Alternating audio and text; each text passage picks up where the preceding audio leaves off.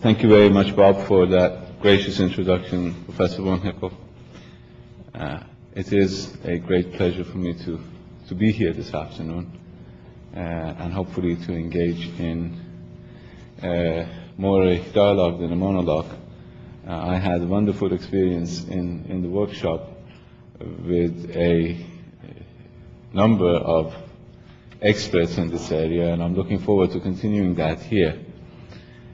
But let me make a few comments just in order to encourage you to start the dialogue, maybe as a first intervention in this dialogue. And I hope that in the course of the an hour and 15 minutes or so that we have, we can in fact entertain many comments and questions, much more than I get a chance to speak. But we are in a rather difficult environment. To borrow Tom Friedman's terminology, we are approaching a crisis of choice. And this crisis of choice between Iran and the United States and Iran and the West is happening in an environment that is already tense, that is already filled with existing crises, which has overextended U.S. capability and has destroyed a large number of lives in our neighborhood, has led to extremism, not unexpectedly so. Rather than diminish terrorism, has increased the prospects for terrorism by providing a rather fertile ground for terrorists to be recruited, trained, and become operational. Some against my own country, unfortunately. We saw yesterday another episode of the impact of instability in our region in the streets of an Iranian city close to Iraq.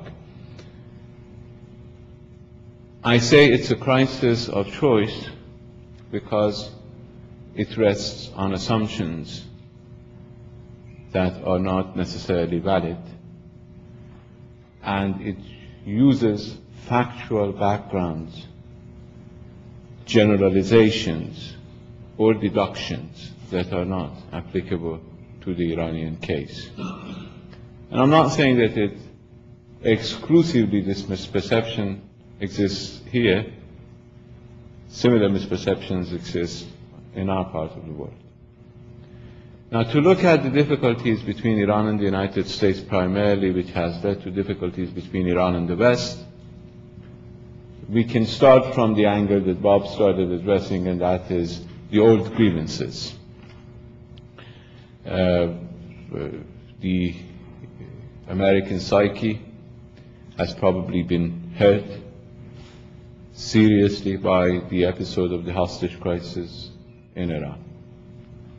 Similarly, the Iranian political psyche has been hurt very badly by an older episode of a coup d'etat which brought back the dictatorship and removed the nationalist government from Iran.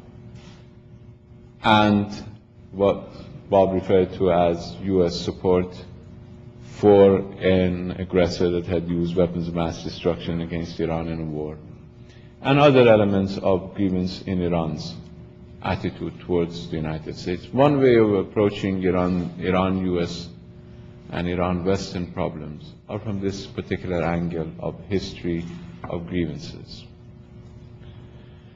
Another approach that I alluded to is from looking and examining the assumptions. As you know, President Khatami, our former president, suggested a paradigm of dialogue among civilizations, which many American universities took very seriously, and I believe rightly so. And in that paradigm, The first element in a serious dialogue is to begin examining one's assumptions about the other side, and to use the dialogue as a process of looking at yourself from the other side's perspective and trying to examine yourself and your assumptions about the other side and giving the opportunity to the other side to do the same. And I believe when we talk about a paradigm or a paradigm shift in global interactions from a paradigm based on erroneous assumptions and a policy of exclusion to a paradigm based on attempting at least to understand each other, particularly from the viewpoint of the other side, and at the same time allowing everybody to be included in a process.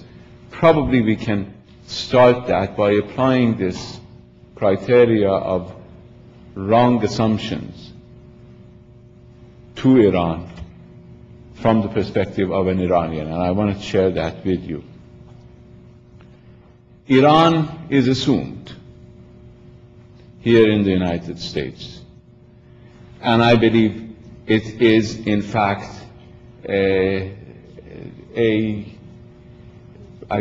can use the word virtual world in opposition to the real world, or in an illusionary world.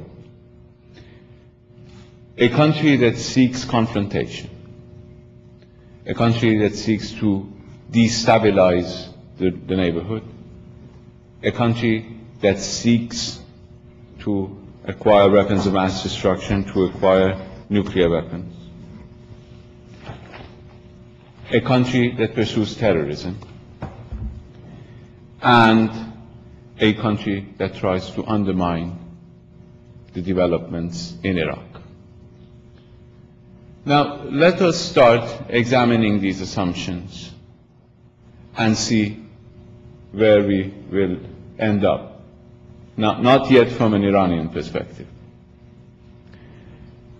We are saying that a country that is the largest in the region requires more in order to pursue its policies vis-à-vis its neighbors, to the point of attracting international isolation and imposing pressures on itself. That is the assumption. If you say Iran needs nuclear weapons in order to have hegemony in the immediate neighborhood, we're basically saying that the largest country in the neighborhood needs an additional device which can only attract greater pressure. It is being said these days that Iran is trying to sow instability in southern Iraq, whereas instability in southern Iraq has an immediate impact on Iran itself, an immediate outcome for Iran's image inside Iraq, and at the same time it would destabilize a government in Iraq that Iran cannot even wish for a better one, has not had anything even approaching this degree of friendship, affinity to Iran. And here I can put in parentheses that because of our experience, we have a lot of these bonds of affinity with all the civil society organizations in the Middle East because of the fact that historically we were deprived of having normal relations with governments. So we developed in those days of Iran's isolations very close relations with civil society organizations. And the best case was Iraq, when nobody was helping anybody opposing Saddam Hussein inside Iraq. Iran was the sole supporter of the opposition. And now, today that we have the opposition forces in power in Iraq, it is assumed that Iran is trying to undermine them.